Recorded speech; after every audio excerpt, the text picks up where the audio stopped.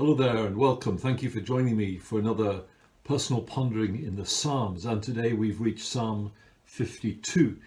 It's one of those Psalms, there's not all that many of them, where we have a very clear historical context out of which this Psalm arises. And I would encourage you, when you're looking at Psalms, as always, to be sure you're familiar with the background from which it comes. The one we have here is from 1 Samuel 22, and it's critical to really appreciating what's going on in this particular psalm. The historical event is when Doeg the Edomite betrays to Saul the whereabouts of David.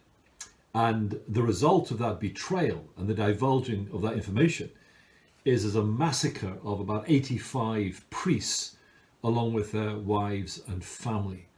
And in 1 Samuel 22, David expresses, in a sense, his unwitting complicity in that particular tragedy. That's what lies behind this psalm, which is an excoriating analysis, among other things, of the character and the behavior of the wicked.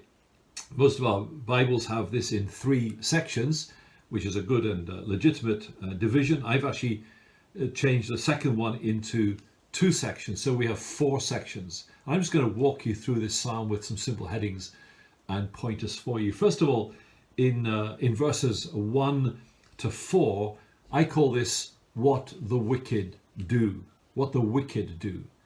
And I look at the description of the wicked in this section. Why do you boast of evil, O mighty man? So the idea is here that what fills the heart and motivates the actions of the wicked is pride, smugness, self-righteousness, self-satisfaction. It says in verse 2 that their tongue plots destruction.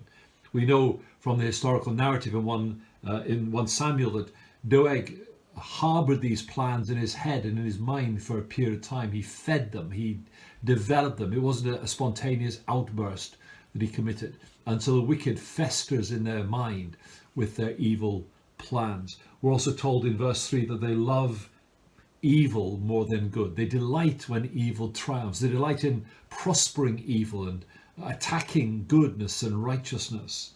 And there's a great focus too in these verses on the tongue and on the speech of the wicked. The tongue is mentioned in verse 2, lying is mentioned in verse 3, deceitfulness in verse 4, and you love all words that devour, and their speech betrays what their heart is, because their speech is the overflow of their heart. So verses 1 to 4, what the wicked do. Verse 5, what God will do. What God will do to the wicked, to Doeg, and all like him in their smug, self-righteous pride. Well, 3 very graphic pictures here. In fact, 4 graphic pictures. Number 1 in verse 5, God will break them down. The idea there is of smashing them to pieces so they become utterly useless.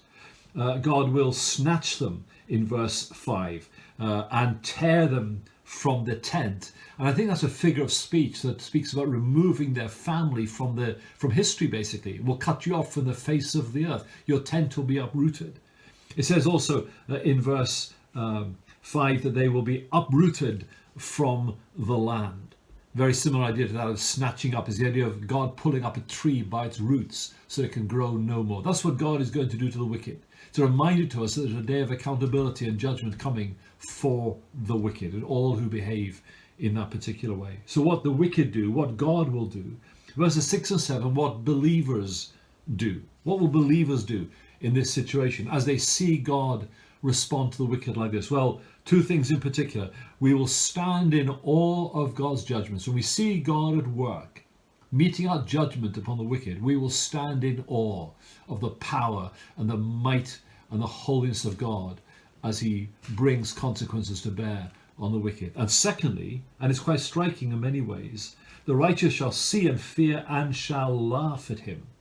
There'll be a delight, not in a malicious ridicule sense, I guess, but in the sense of delight in God's upholding his principles of righteousness. So what the wicked do, what God will do, what the believers do, and then verses 8 to 9, also what the believers do, generally speaking, what the believers do. How do the righteous live? How are they contrasted to the wicked? Well, it's a different picture altogether, isn't it? Verse 8, I'm like a green tree, a green olive tree in the house of God. And both verse 8 and 9 link this to the company and the fellowship of God's people.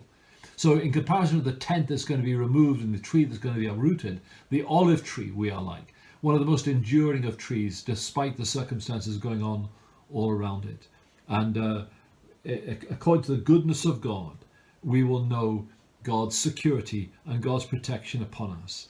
So that's what we are like. We are like green olive trees, and we'll do two things. We will trust in God, verse 8, and we will thank God forever.